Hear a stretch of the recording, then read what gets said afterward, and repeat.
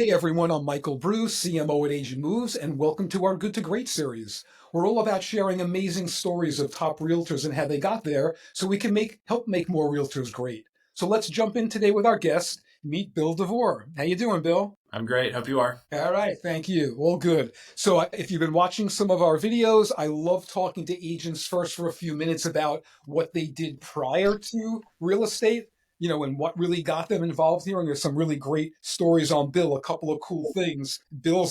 Are you still a PGA pro? I am. I've been a Wow. member of the PGA. It was 11 years in March. Wow, totally incredible. I already told him my golf stories. They are, I was happy when my golf clubs got destroyed in Sandy 100 years ago, and I never replaced them. But anyway, that's another story. He's 7 years sober, which is just freaking awesome. And that does lead into his story, into his move, and how he got into real estate. So I'd love you to talk about that part of it, Bill. I think it's inspiring and just a great story. Yeah, thank you. So yeah, September 2nd, 2018, I moved to Asheville after July 2018. A couple months prior to that was the day that changed my life forever. I was an everyday drinker and drug user for a long time. I know I may not look like that today, but I definitely did. The mugshot is no longer online. I totaled my car going down the interstate. I walked across traffic that night to end my life. Didn't want to be here anymore. And something kept pushing me across. Whatever you believe in, I believe God did for me what I couldn't do for myself in that moment. Walked in the woods and fell in a 35-foot ravine straight to the bottom.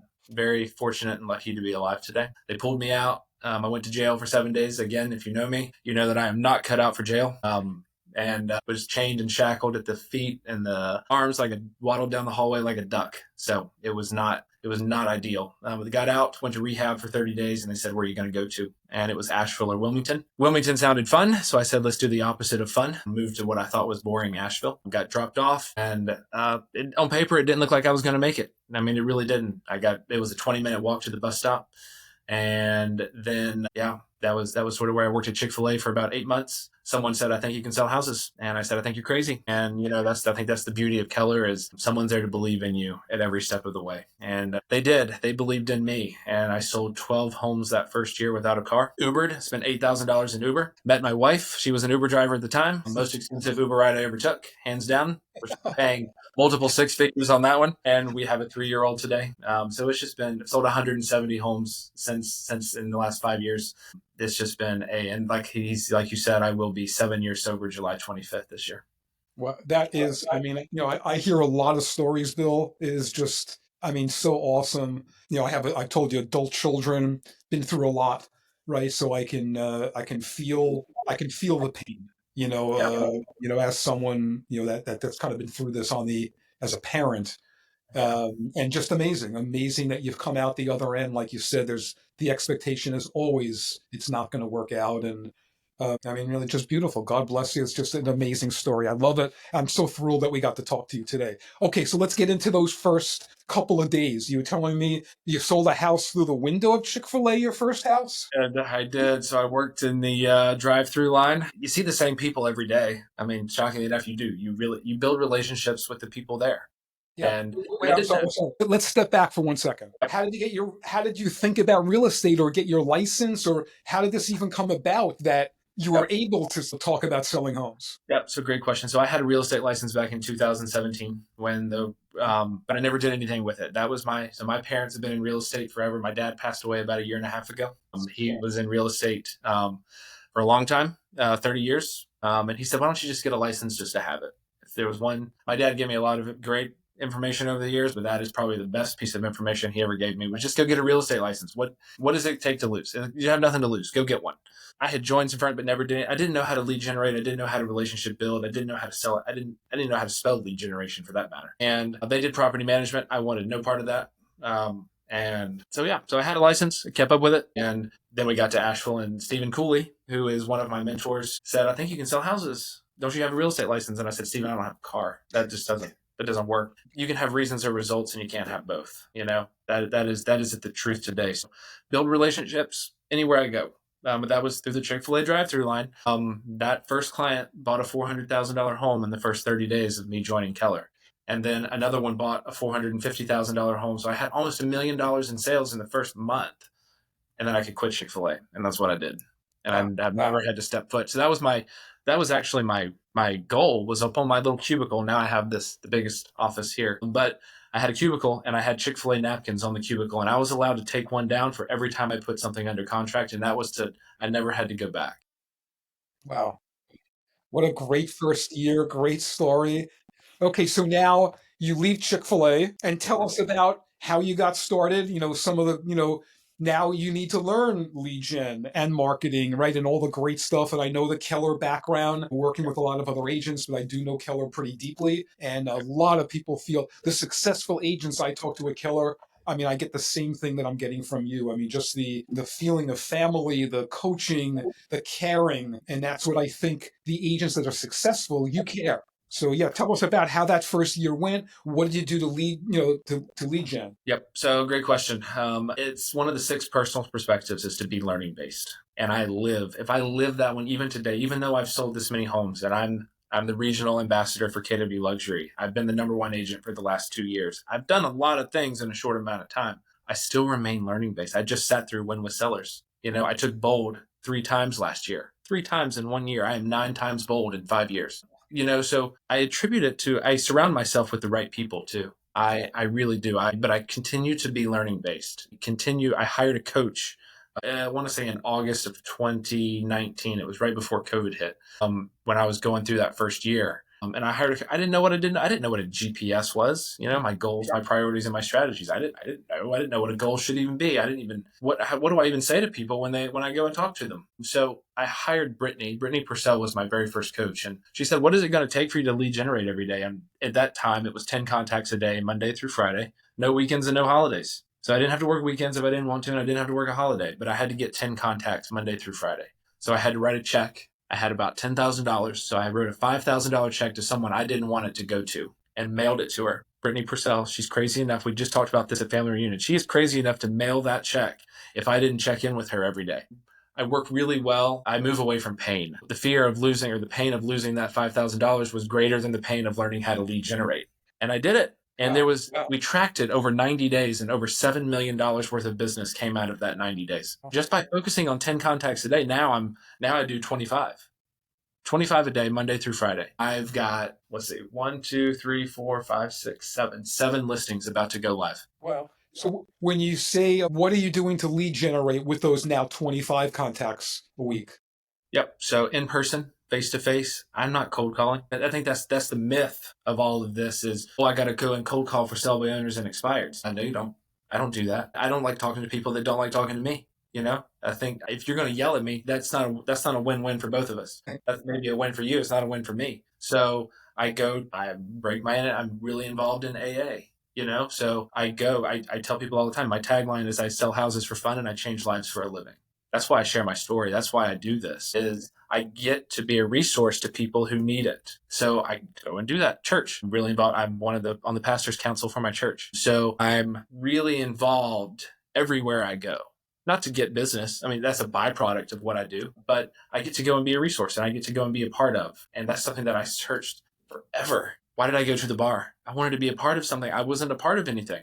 Now I get to go and productively and more healthy ways be a part of something greater than myself, and that is what I get to do today. So I go to those. Now I do talk to my sphere. I have people wonder, they say you got to have I sold 22 million in volume last year, you got to have 10,000 people in your database. No, I did that with 245 people, and now I'm adding agent referral partners in there. So now we're up to 440 people right now in the database, but I know them. At the end of the day, that's not just a contact in a database. That is someone that I know. I could tell you their whole family. I could tell you where they live. I remember the house I sold them. And being that resource, or being really in deep relationship with them, is what's most important.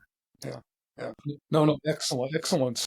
Okay, so now I get the how you're looking at, from the 10 to the 25 a week, meeting 25 new people a week. However you meet them, that's your goal, right? That's per day. Oh, per day, 25 people per day. 25 a day. So they're not new necessarily. They're people that are in the database. Now, some of them are new. I can go to a golf tournament. I can play in that. And some of them, I can get 25 people in person in a day. Easy, like that.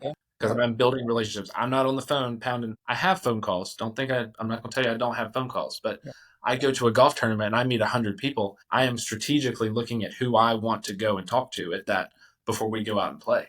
who needs to see me today? Who do I need to see today? Whose world can I change, and who can change my world? Right. Excellent. Excellent. So how else are you staying in touch with them? So we do 2 events per year. We do a pie giveaway, and not just your cheap Sam's pies. We do Geraldine's, which is a downtown. It's about $30 a pie. I mean, I Wow. spend a good bit of money on this. And I do so the 2 events, and I'll get into my surprise and delight, because I think that is if there's one thing people can take away today, they can take away this. But I do the 2 events. So we do an ice cream social in the summer, and then we do a pie giveaway. We do a family, and then right at the holiday. 2 great events. I don't spend a whole lot of money on it. I spend enough, but I think that's people get so wrapped up in the event being perfect. I actually don't really care who shows up. I do care who shows up, but I don't, but surprise and delight. So this is my next level. This is what has taken my business from a great agent, a good agent, to the great. This is that differentiating factor. I have a gift system throughout the whole transaction, buyers and sellers, regardless of the price range. The $60,000 lot is getting the same thing as the $4 million listing and the $5 million buyers that I have right now. They're all getting the same thing. First one is they get my buyer or seller guide. For a luxury listing, it is an elevated box that they get. It's really nice, and a presentation. Buyers get the same thing. The next gift at the first time I meet them is the One Thing book wrapped up. Gary Keller and Jay Papasan's One Thing, and then the note card that comes with it says, "I focus on my one thing, helping buyers and sellers accomplish their goals. I hope that this book will help you to live a healthy, prosperous life." And that's that one. And then we have a inspection period, due diligence period in North Carolina. Actually, fast rewind a minute. On photography day, they get a candle. The note says, "We hope that you enjoy the scent of this candle. We anticipate to find the buyer before the wick burns out." Now, in the market we're in, the wick may be like 10 miles long. It's the presentation, and it's the new card. It's everything that they get there.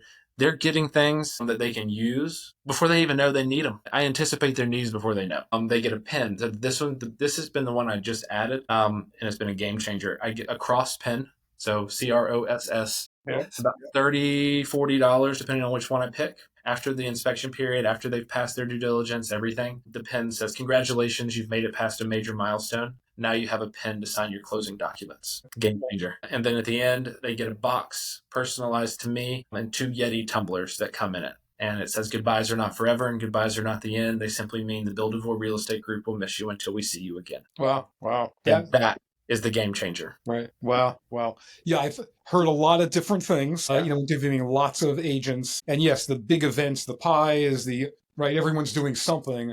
I haven't heard anyone doing the gifting this way. It's very strategic, It is. even adding the pin in as you're constantly growing. And that's what people want to see, that those are the differentiators that, wind up making you stand out, right? I'm sure that first box they get that they didn't get from anyone else, they remember you. Why do people go and spend thousands of dollars a night to stay at the Ritz-Carlton? For the experience that they get. I'm bringing that same experience into their real estate transaction. Yeah, no, it's a great thought. Absolutely great thought. I love it. I love it. All right, so you're telling me about excellent, and I agree with you. We don't need another, someone can leave with a nugget from this. They leave with the gifting strategy, and how that's worked. And it's really, the gifting, while it's getting the listing closed. So that box that you use, and I know we've talked a little bit about Stacy, who's a co-founder of Agent Moves, and she has a box strategy as well that she uses even from open houses when she's identified a potential seller. It does take a week to get the box, but very similar, great stuff in this box. Who doesn't like getting a box? I don't care what's in it, right? So I'm sure from your end, that's a game changer to all the other agents, right? Never mind the stats that you're dealing with, right? Something like, I think only 20% of people see more than one agent. So it's crazy that they see 80% only see one agent, and then 75% of people do not use the same agent because they don't remember them. Right. And you're definitely accomplishing a lot more here on being memorable. Right. One of the things we really focus on is how do we help agents be unforgettable? Right. So you're doing it from the start. Hopefully 5 and 10 years from them, they remember it was you, or down the road when they go to sell again. But I'm sure you have things as your business is growing that you'll stay in touch with them, right? So you've given us some great positive stuff. I love all the positive vibe coming from you. Okay, give us some of the negative. Give us something that, oh shit, I shouldn't have done that. As the business was growing, you tried something. Yeah. Not hiring people. I've had assistants. I have a great one now, and she's changed my world. She allows me to do what I do, and doing this, I teach and travel a lot now. But holding your money accountable, I had a negative mindset around money. My dad was a saver. I was the spender. So we did not always see eye to eye, and I spent it all on drugs and alcohol. I didn't want anybody to know what I was spending my money on. But when I got really clear on my personal budget and my professional budget as well, I didn't do it soon enough. I was spending money left and right and didn't know where it was going. And then look up and you're like, oh wow, I made all this money, where did it go? So getting really clear on your budgets, especially personal and professional, you got to know where your money's going. And I put that off for probably 20 years. I put that off since I'll be 35 this year. And since I was 15, I probably did not even want to adhere to that. Yeah. Yeah. Very good. I think, definitely managing your own finances. I can see it like with my kids. Everyone has their own, I don't care what your DNA is, like dad had DNA of savings, it doesn't matter, right? We were all who we are. And I can see how my kids spend money differently or track what they're spending. And you can only give advice, but it needs to be right? You needed to take control of this and realize what's happening. And I think in business as well, I also think from the agent side, there's lots of point solutions, so many things you guys try. And I have found that lots of people don't go back in and they're still paying for stuff. It's almost like a subscription to Hulu that you're not watching anymore and you're now paying for it 3 years later, right? So to your point, staying close to your money and everything you're spending, better to look like you're frugal. You don't have to be cheap about it. Just manage it smartly. Yeah, absolutely. Right. Agreed. All right. This was like awesome, Bill. I can't tell you first. I mean, just an inspiration, what you've been through. These are the stories that I think people like look for, as they, deal with their own angst in their life. And it's great to see you healthy and just awesome. And that you've done it. And it's thrilling that Keller Williams was a part of your life like this to help bring it here. We're deeply involved with Keller, and it's again, I feel it from a lot of the agents like you, the family that's kind of brought together here. So it was just awesome meeting you, and I love the tips. And please follow Bill on social media. Look him up, Bill DeVore. Anything special as far as like a website or social media you want to shout out? Yeah, it's just BillDeVore.com is the website, and then just Bill DeVore on Twitter, Instagram, and Facebook. Find me on Facebook. I'm more probably popular on Facebook. I'm more app there. Okay, awesome. Follow Agent Moves on our YouTube channel. Please subscribe. And until the next time, Bill, really appreciate it. Likewise. Thank you. This is a real pleasure.